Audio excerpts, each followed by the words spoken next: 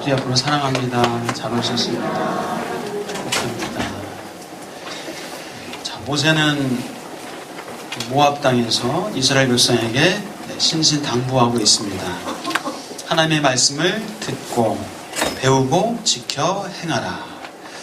그리고는 십계명, 이 십계명을 다시 한번 기억하도록 선포합니다. 오늘 본문에서 이 십계명이 다시 나오고 있습니다. 자, 십계명 어디에서 받았나요? 시내산에서 혹은 호렙산이라고 할 수 있죠. 자, 우리가 신명기 5장에 지금 십계명이 나오고 있는데 성경 또 어디에 십계명이 있죠? 제가 안 써서 모르겠는데요. 어디 있습니까? 출애굽기 20장에도 있습니다. 출애굽기 20장에 십계명이 나오고 있습니다. 자, 출애굽기 20장에 그 시내산에서 언급했던 그 십계명을 재확인하면서 모세가 신신당부의 메시지를 전하고 있습니다. 자, 이 십계명은 그렇다면 하나님과 누구와 언약을 맺은 걸까요? 하나님과 누구와? 자, 1번 하나님과 모세, 2번 하나님과 출애굽 1세대, 3번 하나님과 출애굽 2세대.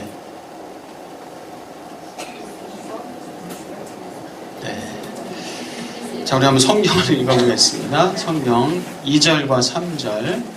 자, 2절과 3절 같이 한번 읽어보겠습니다. 앞에 히터는 좀 꺼주셔도 될 것 같습니다.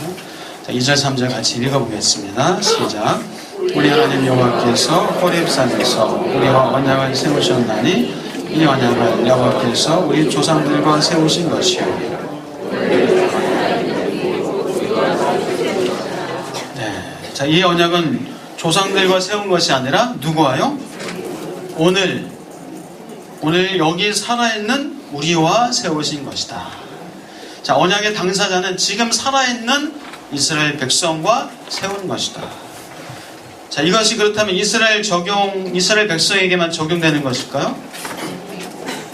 오늘 살아있는 저와 여러분과도 하나님께서 약속하신, 언약하신 십계명 말씀인 줄 믿습니다. 그래서 언약의 대상자는 하나님과 나입니다.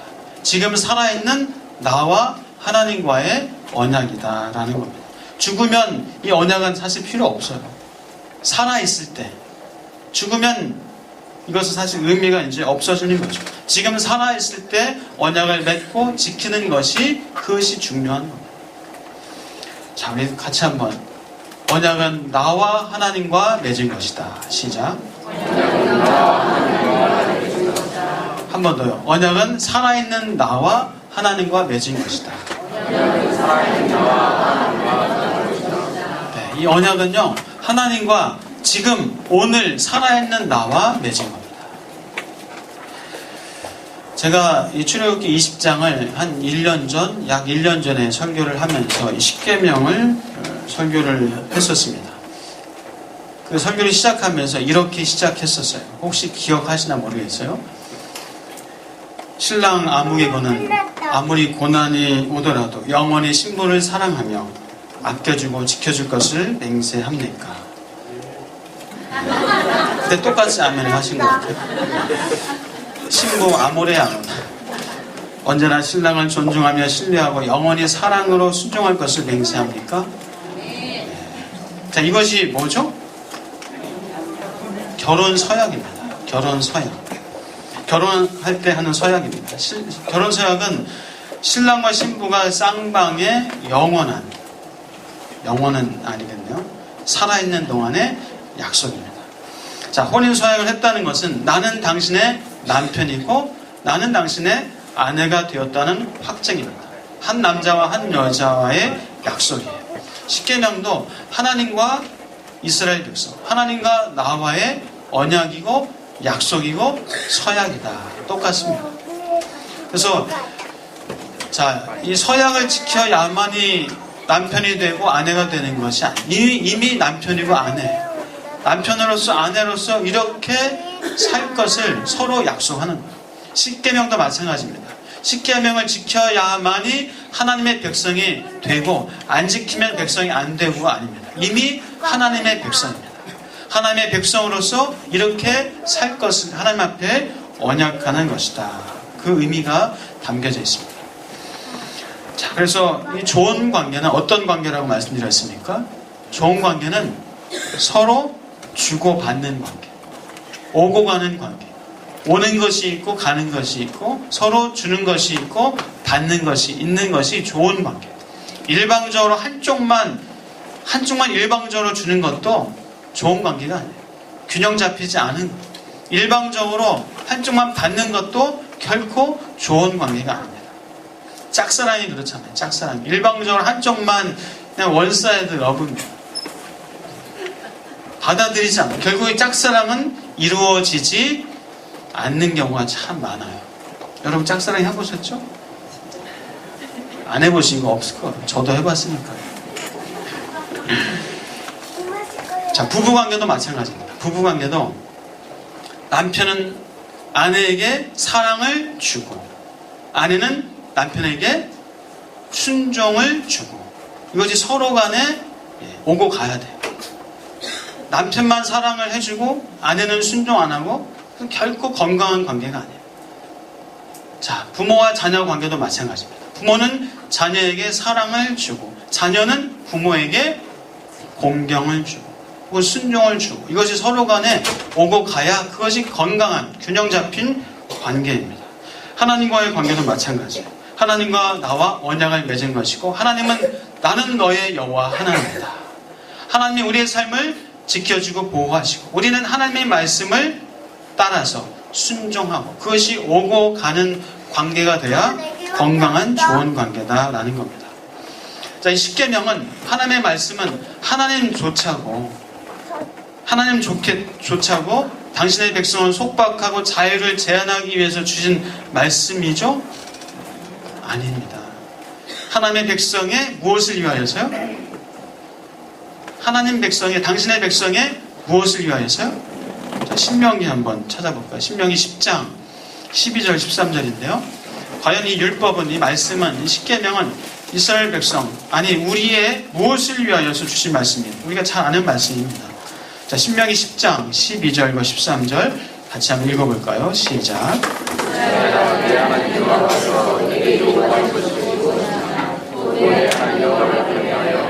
그의 모든 도를 행하고 그를 사랑하며 마음을 다하고 뜻을 다하여 내 하나님 여호와를 섬기고 내가 오늘 내 행복을 위하여 내게 명하는 여호와의 명령과 규례를 지킬 것이 아니냐. 무엇을 위하여서 명령을 말씀을 주셨다고요? 네. 너의 행복을 위하여. 너의 행복을 위하여. 하나님의 말씀은 결코 우리의 삶을 우리의 자유를 제한하고 속박하기 위해서 주신 말씀이 아니라 우리의 행복을 위하여 주신 말씀입니다. 여러분 분명히 고백할 겁니다. 하나님 말씀대로 행하면 평안합니다. 하나님 말씀대로 살면 행복합니다. 능력 있는 힘 있는 삶을 살게 됩니다. 그래서 오늘 이제 십계명이 다시 한번 나오기 때문에 한 두세 주에 걸쳐서 십계명을 다시 한번 정리를 좀 하려고 합니다. 자, 그 첫 번째, 두 번째 계명 좀 묶어서 7절과 10절 우리 같이 한번 읽어볼까요? 7절에서 10절. 자, 신명기 5장입니다. 5장 7절에서 10절 같이 한번 읽어보겠습니다. 시작. 나 외에는 다른 신들을 내게 두지 말지니라. 너는 자기를 위하여 새긴 우상을 만들지 말고 위로 하늘에 있는 것이나 아래로 땅에 있는 것이나 땅 및 물속에 있는 것에 어떤 형상도 만들지 말며 그것들에게 절하지 말며 그것들을 섬기지 말라. 나 내 하나님 여호와는 질투하는 하나님인지 나를 미워하는 자의 죄를 갚되 아버지로부터 아들에게로 3, 4대까지 이르게 하거니와 나를 사랑하고 내 계명을 지키는 자에게는 1000대까지 은혜를 베푸느니라. 아멘. 나 외에는 다른 신을 내게 두지 말라. 우상을 만들고 섬기고 하지 말라. 자, 우상을 섬기고 만드는 것에 대해서 한 2주 전에 말씀을 드렸습니다. 하나님은 영이시기 때문에, 하나님은 창조주이시기 때문에, 하나님은 이 모든 만물을 창조하신 분이기 때문에 어떤 형상으로 담아낼 수 없다 말씀드렸습니다. 어떤 형상을 만들어서 하나님이다라고 하는 순간 그 형상은 이미 우상이 되어버립니다. 하나님은 우리와 어떤 관계를 맺기 원하신다고요? 우리와 친밀한 인격적인 관계를 만남을 갖기 원하십니다.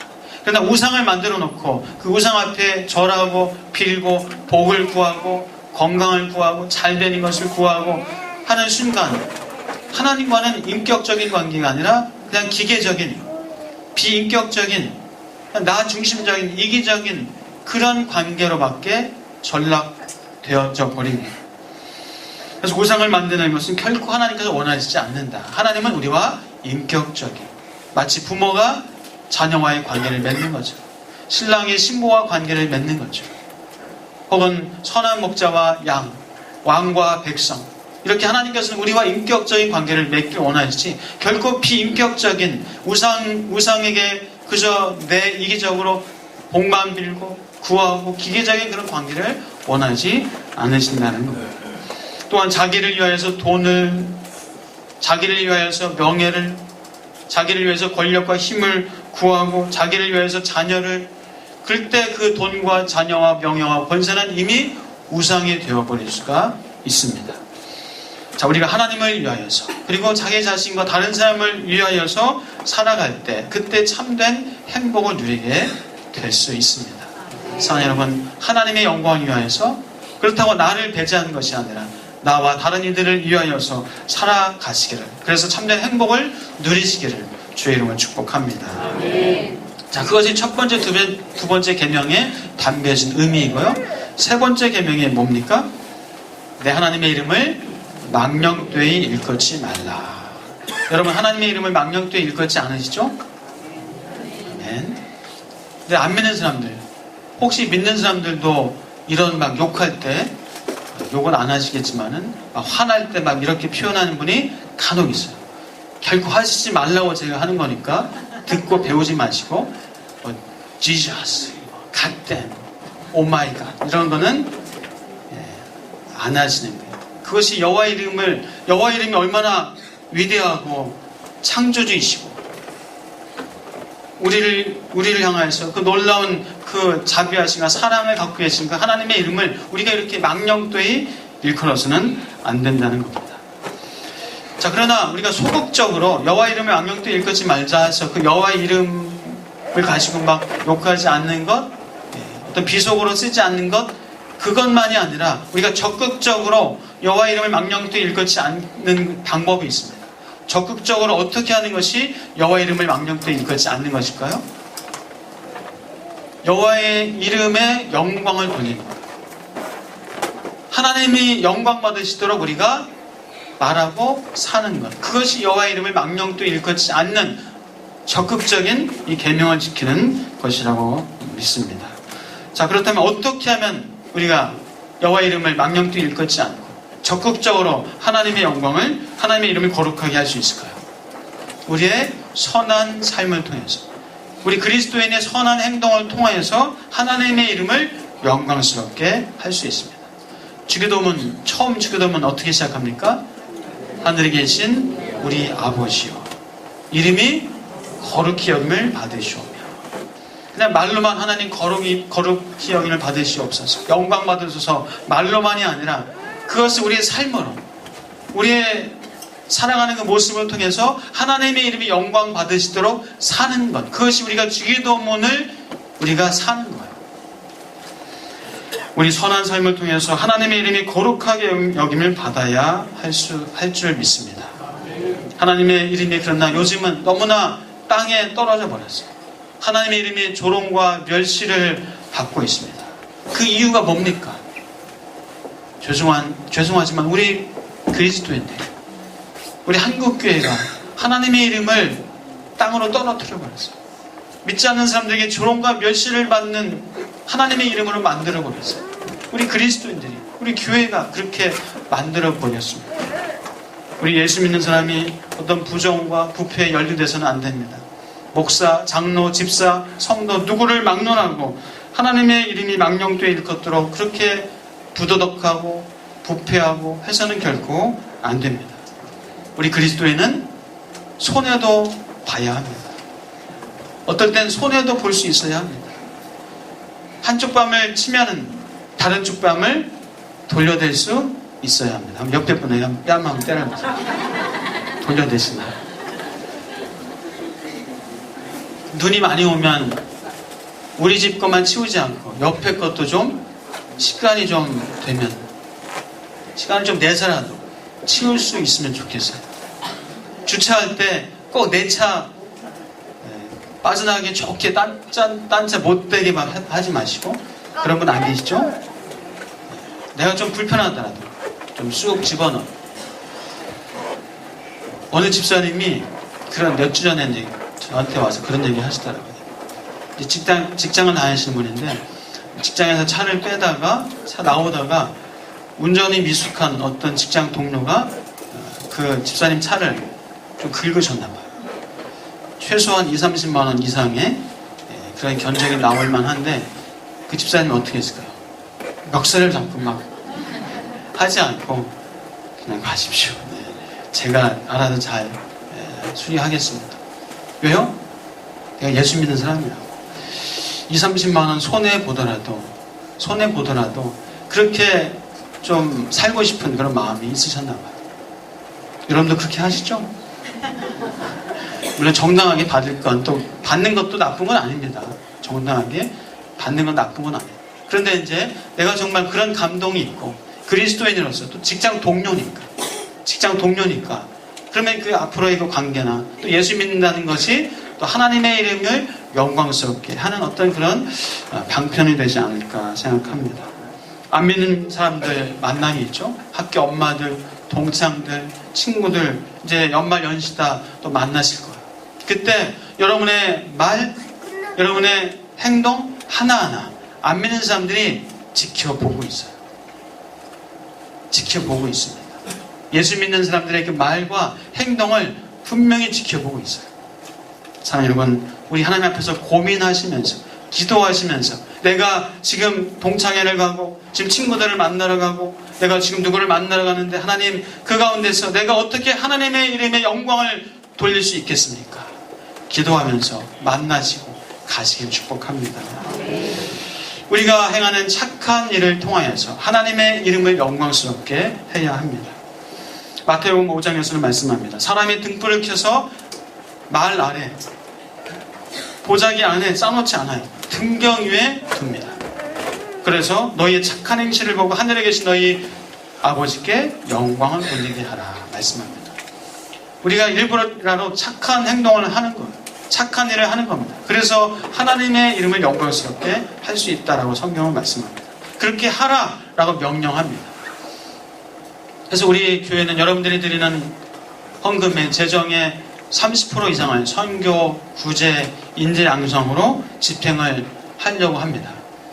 근데 쉽진 않아요. 쉽진 않더라고요. 그래서 전반기에는 30%가 좀 안 되는데, 이제 후반기까지 합치면 30%는 좀 넘지 않을까 생각합니다. 절기헌금 전액을 어려운 이웃을 위해서 구제하고 집행하려고 합니다. 쉽지 않아요. 또 어려운 분 찾는 것이, 또 감동적인 그런 현장을 찾는 것이 참 어렵습니다. 쉽지 않아요. 또 우리나라가 이제 나름대로 좀 이제 경제적으로 좀 잘 살게 되니까요. 그런 곳 찾는 것도 쉽진 않습니다.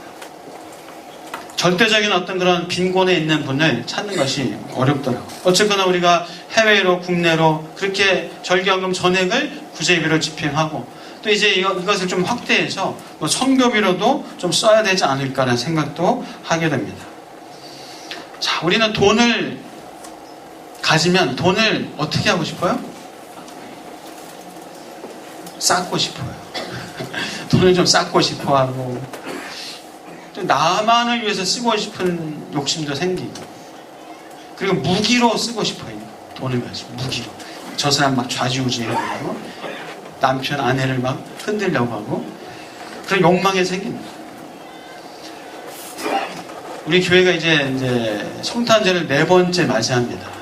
대충 설립하고 4번째 맞이하는데, 들어오시면서 혹시 보셨나 모르겠어요. 성탄 트리 장식을 거금을 들여서 처음 했습니다. 거금 20만 원 들여서. 거금이죠. 거금 20만 원씩이나 들여서 저렇게 예쁘고 반짝반짝 빛나는 성탄 장식을 했는데 참 예쁩니다. 근데 이제 작년까지는 누가 좀 기증해 주신 거, 누가 갖다 주신 거 가지고 좀 했습니다. 물론 그것도 이제 또 활용할 겁니다. 우리가 이 돈을 가지고 하나님의 영광을 위해서 어떻게 쓸까? 또 다른 이들을 위해서 어떻게 쓸까? 하나님이 기뻐하신 일, 또 주변 이웃들을 기뻐할 수 있도록 어떻게 쓸까를 우리가 고민하고 하는 것 참 필요하다고 생각합니다. 돈을 잘 쓰는 것 참 어려워요. 돈을 헤프게 쓰는 건 쉬운데 잘 쓰는 것은 어렵습니다. 그러나 우리가 돈을 잘 쓰고 우리가 잘 사용할 때 그때 하나님의 이름이 영광을 받게 될 줄 믿습니다.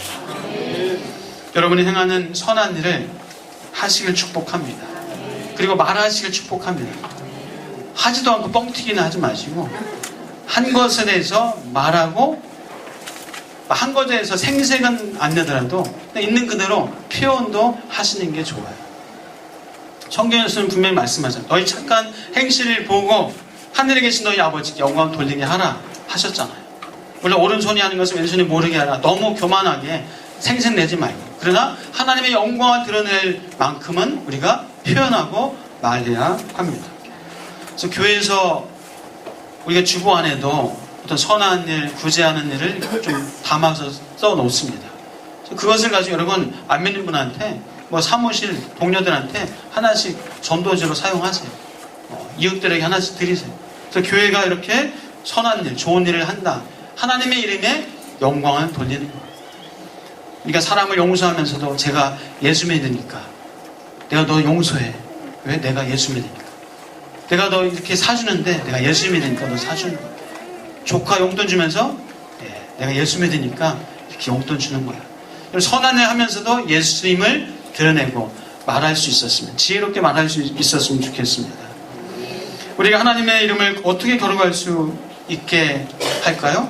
우리가 사랑하는 것을 통해서 우리가 서로 사랑하는 것을 통해서 요한복음 13장에서는 말씀합니다. 새 계명을 너희에게 주노니 서로 사랑하라. 내가 너희를 사랑한 것 같이 너희도 서로 사랑하라. 너희가 서로 사랑하면 이로써 모든 사람이 너희가 내 제자인 줄 알리라. 우리가 사랑하는 것을 통해서 우리가 예수 믿는 사람이고 예수의 제자인 것을 알게 되리라 말씀합니다. 그래서 교회가 싸우면요 선하게 잘 해놓은 것도 하루아침에 무너져버려요. 와르르 무너져버려요. 꽝 됩니다. 꽝. 그래서 우리 교회 안에서 우리 믿는 형제끼리 성도끼리 싸우면 하나님이 참 싫어하세요. 심지어는 막 세상 법정까지 가서 막 교회를 가지고 싸우고 정말 하지 말아야 할 일 중에 하나예요. 우리가 사랑하고 우리가 서로 좋아하고 함께 서로 용납하고 배려하고 품어주고 용서해주고 축복해주고 격려해주고 위로해주는 그 모습을 통해서 세상 사람들은 아름다운 공동체에 함께 속하고 싶은 그런 부러워하는 마음이 생기게 하는 우리 교회 되시 우리 한국교회 되는 은혜가 있기를 축복합니다. 오늘도 남성도 모임합니다. 모여서 같이 운동도 하고 왜 그렇게 치는 거야? 좀 제대로 해. 나가셨어요. 이렇게 잘 쳤습니다. 서로 서로 화목하자고 운동하는 거예요. 서로 재밌자고 하는 거예요. 근데 막 잘못했다고 막 아웃시켰다고 왜 그렇게 하냐고 그러다가 싸우면 안 되잖아요. 잘 아웃시키셨습니다. 어떻게 헛발질 그렇게 멋있게 하십니까?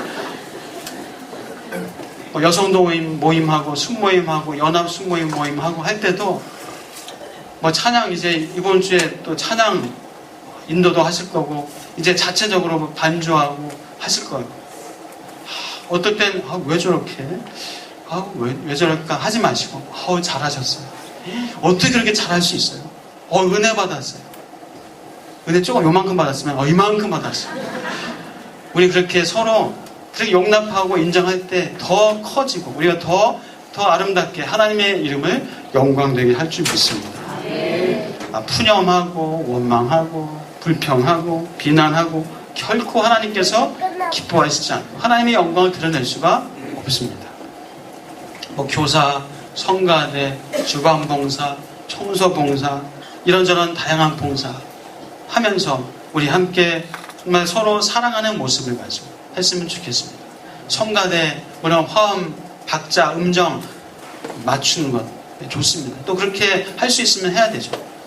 그러나 먼저 서로 사랑하는 그 아름다운 하모니가 먼저 되어지는 은혜가 있기를 축복합니다. 서로 사랑하는 그런 모습을 통해서 오히려 성도들은 그 사랑의 하모니를 더 보고 싶어, 더 기대하는 마음이 있으시죠? 아멘입니다. 사랑하는 여러분, 축복합니다. 우리가 무엇으로 하나님을 보여줄 수 있을까요? 우리가 어떻게 하나님을, 보이지 않는 하나님을 우리가 어떻게 보여줄 수 있을까요? 우리의 말로, 우리의 삶으로, 우리의 행동으로 보이지 않는 하나님을 보여주는 겁니다. 그래서 우리는, 제가 출애굽기 설교하면서도 이런 말씀을 드렸어요. 우리 땡땡땡이다. 세 글자, 힌트 세 글자. 자, 컴퓨터 바탕화면에 있는 그걸 딱 클릭하면은, 그걸 클릭하는 순간 그 넓은 태평양과 같은 프로그램으로 확 들어가는 그 아이콘 자체는 용량이 몇 메가 안 됩니다. 그러나 그 아이콘을 클릭하는 순간 하나님의 깊은 그 풍성한 은혜의 바다로 또 들어가게 될 줄 믿습니다. 그래서 우리는 거룩한 아이콘이에요. 우리는 하나님의 거룩한 아이콘인 줄 믿습니다. 우리 같이 한번 해보겠습니다. 나는 하나님의 거룩한 아이콘입니다. 옆에 분에게 하나님의 거룩한 아이콘이 있습니다.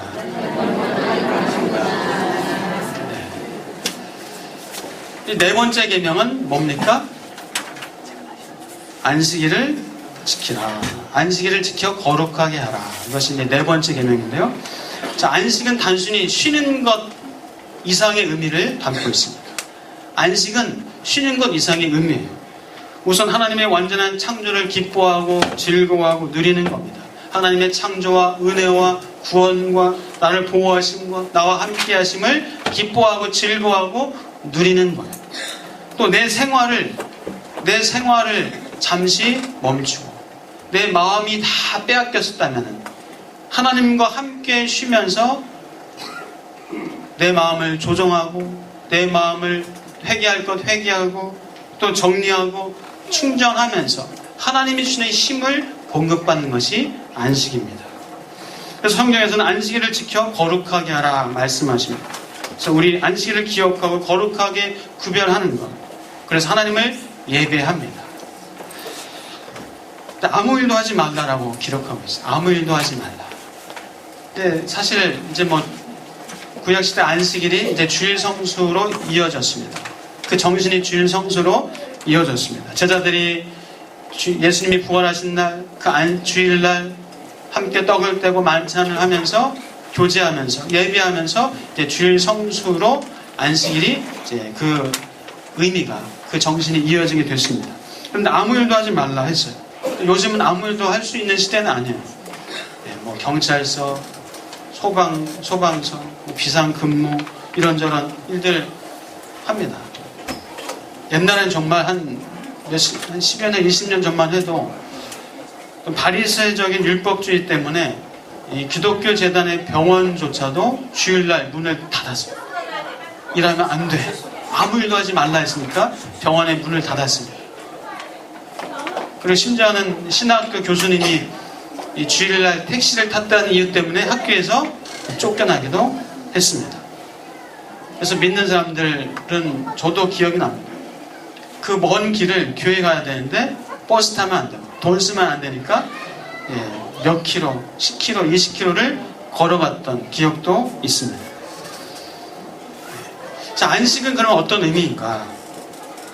하나님께서 나를 먹여주시고 나를 입혀주시고 나를 살려주신다는 신앙의 고백을 담는 겁니다. 하나님의 말씀을 믿고 고백하고 행하는 어떤 그런 의미가 담겨져 있습니다. 이 김세윤 박사님이 한국의 아주 세계적인 신학자이신데 이 김세윤 박사님이 그런 얘기를 했습니다. 지난번에도 한번 말씀드렸었는데요. 안식일은 꼼지락도 하지 않는 날이 아니라 생업을 중단하는 날이다. 내가 하는 일을 중단함으로써 나의 일로 나의 안녕과 행복을 확보하려는 삶의 자세를 부인하고 나의 안녕과 생명이 오로지 하나님께로부터 온다는 신앙 고백하는 것이다. 안식일을 지킨다는 것은 내 스스로의 힘으로 살 수 있다는 것을 거부하고 오로지 하나님의 부요함으로부터 오는 것으로만 산다는 고백이다. 자, 사랑하는 여러분 축복합니다. 하나님이 행하신 일들을 기억하면서 하나님이 공급해 주시고 하나님이 먹여주시고 하나님이 입혀주시고 나를 살려주신다는 그런 믿음의 고백이 중요한 거예요. 때로는 주일날 일을 해야 되는 상황이 있습니다. 주일날 어디 가야 되고 우리가 또 어떤 일들을 처리해야 될 때가 있어요. 그러나 그 마음은 그 신앙의 고백을 담아서 하나님, 내가 이 일을 하는 것이 내가 이 일을 해야만 내가 먹고 사는 것이 아니라 하나님이 나를 먹여주시고 살려주십니다. 하나님이 내 삶의 주인이십니다. 라는 그런 고백, 그러한 신앙의 고백이 있어야 된다는 겁니다. 만일 내가 이 일 안 하면 난 먹고 살 수 없어. 내가 주일날 공부하지 않으면 나는 안 돼. 내가 문을 열어야만이 나는 먹고 살 수 있어. 라고 한다는 것은 하나님을 믿지 않는 거예요. 살 수 있으면 여러분 주일날 일을 줄여 가시고 공부하는 거 학원 가는 것도 줄여 갔으면 좋겠어요. 오로지 하나님께서 내 인생을 책임져 주신다는 그런 믿음의 고백을 하시고 하나님 주시는 힘과 능력을 충전받아서 힘있게 능력 있게 살아가시기를 축복합니다. 안식일에는 안식해야 복을 받습니다. 안식일의 의미와 정신은 아까 말씀드린 것처럼 주일 성수로 이제 계승되어졌습니다. 그렇지만 현대 다양하고 복잡합니다.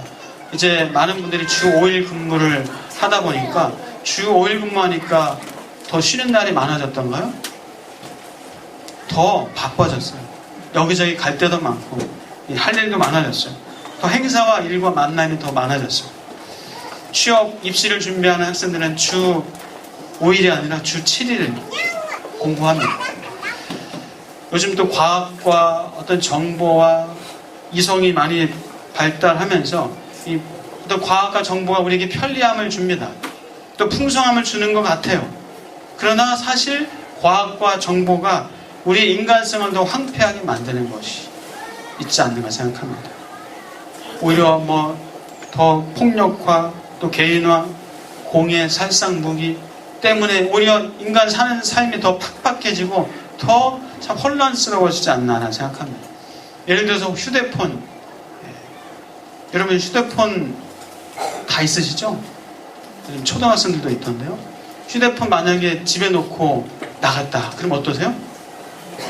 그 순간부터 불안하고 일이 손에 안 잡혀요. 손이 떨립니다. 애들이 엄마 아빠 말씀은 안 들어도 휴대폰 말씀은 잘 들어요. 그런 시대예요. 자, 사랑하는 여러분, 어쨌거나 우리가 주일 성수하는 것은 하나님이 전적인 나의 공급자고 내 생명을 주장하시는 분이고 내 삶을 다스리는 분이다 라는 그런 고백이라는 겁니다.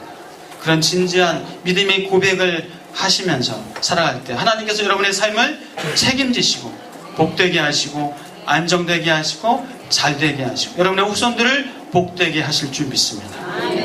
예수님이 공급자라고 믿는 사람의 삶과 내 스스로 먹고 살아야 된다고 하는 사람의 삶이 얼마나 다를까요? 그 평안과 그 안정감이 얼마나 다를까요? 내가 먹고 살아야 된다는 생각하면 염려와 걱정과 근심으로 시간을 보낼 것입니다. 그러나 염려하지 마십시오. 걱정하지 마십시오. 두려워하지 마십시오. 하나님이 여러분의 인생을 책임져 주실 줄 믿습니다. 하나님이 주인이십니다. 같이 고백하겠습니다. 하나님이 나의 주인이십니다. 자, 여러분 말씀을 정리합니다. 모든 문제를 전적으로 주님께 맡기시고 주님과 인격적인 교제를 하면서 여쭤보고 물어보고 그 인도하심을 또 순종함으로 받아 사실 주의 이름으로 축복합니다. 예수 그리스도와 함께 그 십자가에서 그 은혜와 사랑을 기억하면서 십자가의 사랑으로 나를 사랑해 주셨는데 그 어떤 것을 우리에게 안 주시겠습니까? 자신의 생명을 바쳐서 나를 사랑하셨는데 우리에게 뭘 안 주시겠어요? 돈 안 주시겠어요? 건강 안 주시겠습니까? 여러분이 원하는 거 안 주시겠어요? 자신의 생명을 주셨는데요. 우리의 행복을 위해서 주신 말씀, 그 말씀대로 살아갈 때 하나님께서 주시는 놀라운 풍성한 은혜가 우리 삶에 넘치기를 주의 이름으로 축복합니다. 기도하겠습니다. 하나님 감사합니다.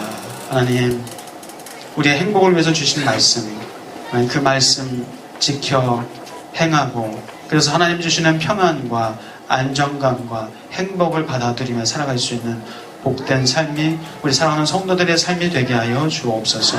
예수 그리스도의 이름으로 기도하옵나이다.